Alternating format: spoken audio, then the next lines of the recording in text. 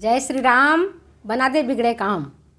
चलो आज की इस वीडियो को मैं प्रभु श्री राम को स्मरण करते हुए प्रारंभ कर रही हूँ। प्यारे बच्चों, पिछले वीडियो में मैंने आपको ICMR ने आधारभूत भोज्य समूह को कितने वर्गों में बांटा है, इस पर विस्तार से चर्चा किया है। आज के इस वीडियो में भोज्य गाइड के अनुसार कितने आधारभूत भोज्य समूह हैं, इस पर आज मैं विस्तार से बताऊंगी। प्यारे बच्चों, भोज्य गाइड ने आधारभूत भोज्य समूह को 5 वर्गों में बांटा है। ICMR ने भी 5 वर्गों में और भोज्य गाइड ने भी 5 वर्गों में बांटा है। पहला है प्रोटीन युक्त भोज्य पदार्थ। प्रोटीन युक्त मतलब जिसमें वो भोज्य पदार्थ जिसमें प्रोटीन की प्रचुरता रहती है। आपको पता होगा कौन से हैं प्रोटीन वाला। तो दूध 2 ही प्रकार से प्राप्त होता है, वनस्पति स्रोतों से और प्राणी स्रोतों से। वनस्पति स्रोतों में जो दालें हैं वो दालें प्रोटीन के प्राप्ति के उत्तम साधन है। उत्कृष्ट तो है प्राणिज भोज्य स्रोतों से प्राप्त, और उत्तम प्रकार के प्रोटीन दाल में पाए जाते हैं। जो भी दाल आप खाती हो, सबके घरों में दाल बनता है, दाल रोटी सबके घरों में बनता है, चाहे गरीब हो या अमीर हो। तो दाल में जो भी दाल आप खाती हो, मूंग है, मसूर, चना, अरहर, राजमा, ये जो बीन्स होते हैं, है ना, उसमें भी प्रचुरता से मिलता है। सोयाबीन है, उड़द का दाल है, मोठ है, मूंग है, इनमें इन सभी दालों में प्रोटीन की प्रचुरता रहती है। इसमें अदृश्य वसा भी रहता है, विटामिन और खनिज लवण भी होते हैं। कितना बार लेना चाहिए? तो कम से कम 2 बार तो लेते ही हैं। 2 से 3 बार हमें प्रोटीन युक्त भोज्य पदार्थ लेने चाहिए। जैसे दोपहर में आप खाते हो तो दाल लेते हो कटोरी में, दाल चावल रोटी सब्जी। रात में खाते हो तो दाल रोटी खाते हो या दाल चावल खाते हो या खिचड़ी खाते हो, है ना। तो दाल की मात्रा होना चाहिए 2 से 3 बार। भोज्य समूह ने बताया है कि मात्रा कितनी होनी चाहिए, तो मात्रा होनी चाहिए 2 से 3 बार। और प्रत्येक आहार में 10 से 15 ग्राम ही प्रोटीन पर्याप्त है, इससे ज़्यादा की जरूरत है नहीं। दूसरा है दूध और दूध से बने प्रोडक्ट। तो दूध जो है प्राणिज भोज्य पदार्थों से प्राप्त होते हैं, चाहे गाय से हो, बकरी से हो, भेड़ से हो, भैंस से हो। उनमें प्रोटीन की प्रचुरता रहती है, खूब मात्रा में प्रोटीन पाया जाता है, और यह प्रोटीन उत्कृष्ट प्रकार का होता है। इसमें होते हैं कौन से? विटामिन, खनिज लवण, वसा। दूध का रंग सफ़ेद है, कैल्शियम की प्रचुरता रहती है, फास्फोरस की प्रचुरता रहती है। आहार में कितनी बार सम्मिलित करना चाहिए? तो 2 से 3 बार इसको आहार में सम्मिलित करना चाहिए। ठीक है। दूसरा, भोज्य गाइड के अनुसार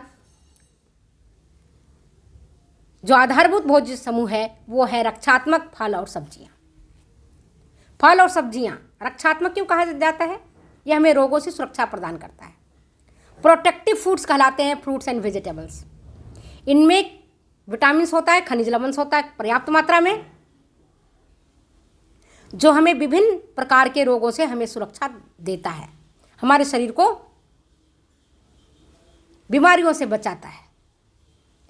जैसे हरे पत्तेदार पीली सब्जियां, ये विटामिन ए के उत्कृष्ट स्रोत हैं। इनमें कैरोटीन, विटामिन ए, खनिज लवण, कैल्शियम, फास्फोरस और लौह तत्व मिलता है। अब हरे पत्तेदार सब्जियां जो भी आपको अभी देखो, बरसाती का मौसम है, आपको पता है हरे पत्तेदार सब्जी में हम क्या खाते हैं? पालक, मेथी, बथुआ, सरसों का साग, हरे प्याज का पत्ता, सहजन की पत्तियां। इनमें पर्याप्त मात्रा में लौह तत्व और दूसरे खनिज लवण पाए जाते हैं। पीली सब्जियां जैसे गाजर है, कैरोटीन का अच्छा साधन है। पपीता है, आम है, जो भी पीले सब्जियां आपको कद्दू, जिसको कोहड़ा भी बोलते हैं बिहार के भाषा में, तो ये सारी सब्जियों में विटामिन्स और खनिज लवण पर्याप्त मात्रा में मिलते हैं। कितना बार लेना चाहिए? 2 से 3 बार आहार में ज़रूर सम्मिलित करना चाहिए। और एक सर्विस में 50 से 75 ग्राम पर्याप्त है, इससे ज़्यादा की आवश्यकता नहीं है। इसके बाद प्रोटेक्टिव फल और सब्जियों में दूसरा आता है विटामिन सी। विटामिन सी से युक्त सब्जियां और फल जो खट्टे भोज्य पदार्थ हैं, भोज्य पदार्थ में खास करके फल और सब्जियां हैं खट्टे, वो उनमें विटामिन सी की पर्याप्त मात्रा होती है, प्रचुर मात्रा होती है। जैसे आंवला, नींबू, अमरूद, ये खट्टे हैं, इनमें विटामिन सी की प्रचुरता रहती है और विटामिन सी हमें रोगों से सुरक्षा प्रदान करता है। इसके अलावा जो अन्य सब फल हैं उनमें भी विटामिन सी पर्याप्त मात्रा में मिलता है। आपको ये बता दूं, एक हरी मिर्च आप अगर लेते हो और वो खाते हो, है ना, सलाद के रूप में, रायता में डाल करके, मतलब कच्चा हरी मिर्च, तो उसमें विटामिन सी उतना मिलता है जितना कि आपके एक मध्यम आकार का सेव होता है, एप्पल होता है, उसमें उतना विटामिन सी मिल जाता है। फल और सब्जियों में विटामिन सी, ए, बी, खनिज लवण और रेसा, फाइबर पर्याप्त मात्रा में मिलता है। और रेसा क्या करता है? हमारी बॉडी को, हमारे पेट के, हमारे आमाशय के क्रमानुकुंचन गति को बढ़ाता है, जिसके कारण कब्ज वाली शिकायत नहीं रहती है, आंतों की अच्छी तरह से सफाई हो जाती है। रेसा पानी को सोखता है और मल के निष्कासन में मदद करता है। कितना लेना चाहिए? 2 से 3 बार, और एक बार में 50 से 75 ग्राम आपके आहार में पर्याप्त है। इसके बाद आता है, प्रथम आपको बताए थे भोज्य समूह, दूसरा है द्वितीयक रक्षात्मक समूह। रक्षात्मक फल और सब्जियों में पहला हुआ हरे पत्तेदार पीली सब्जियां, दूसरा है विटामिन सी युक्त फल और सब्जियां। इसके बाद आता है द्वितीय रक्षात्मक समूह, इसमें आती है अन्य सब्जियां।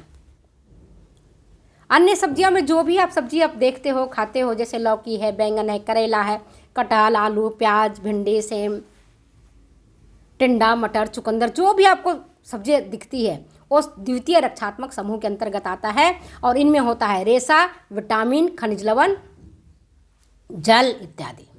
आहार में कितना लेना चाहिए? भोज्य गाइड ने बताया कि 2 से 3 बार सम्मिलित करना चाहिए, इससे ज़्यादा की आवश्यकता नहीं है। 50 से 75 ग्राम फल और सब्जियां पर्याप्त है, इससे ज़्यादा की जरूरत नहीं पड़ती है। चौथा आता है, फर्स्ट आपको बता दिए थे कौन सा, प्रोटीन युक्त भोज्य पदार्थ। दूसरा हो गया रक्षात्मक फल और सब्जियां। तीसरा हो गया द्वितीय रक्षात्मक समूह, जिसमें आता है अन्य सब्जियां और फल।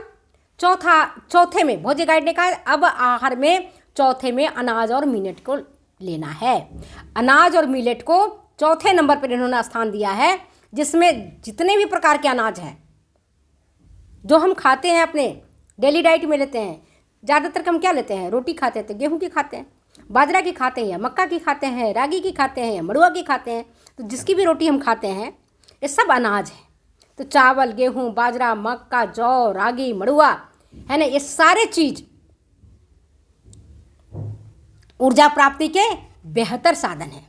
इनमें कार्बोहाइड्रेट की मात्रा खूब रहता है, अदृश्य वसा इसमें रहता है, विटामिन B12 रहता है, नियासिन रहता है। और इनका उपयोग अगर आप दाल या दूध के साथ करते हैं तो इनकी पौष्टिकता में अतिशय वृद्धि हो जाती है, इनकी गुणवत्ता बढ़ जाती है। कितनी लेनी चाहिए? 2-3 चपाती, 1 प्लेट या आधा प्लेट चावल, 1 सर्विंग के लिए पर्याप्त है। इसके बाद आता है 5वें नंबर पर वसा। 5वें नंबर पर वसा और गुड़, दोनों को, जो शक्कर है और गुड़ है ना, उनको 5वें नंबर पर स्थान दिया गया है। वसा में क्या है? जितने भी प्रकार के तेल हैं, चाहे सोयाबीन का तेल हो, मूंगफली का तेल हो, या नारियल का तेल हो, सरसों का तेल हो, तिल का तेल हो, तीसी का तेल हो, ये वसा प्राप्ति के अच्छे स्रोत हैं। इसके बाद आता है घी, मक्खन, ये सारे।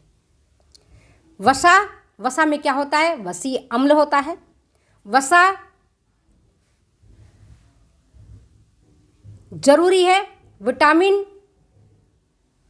जो वसा में घुलनशील विटामिन है, जैसे vitamin A, D, E, K, इनके पर्याप्त अवशोषण के लिए, अच्छी तरह से इनका अवशोषण हो, इसके लिए वसा जरूरी है।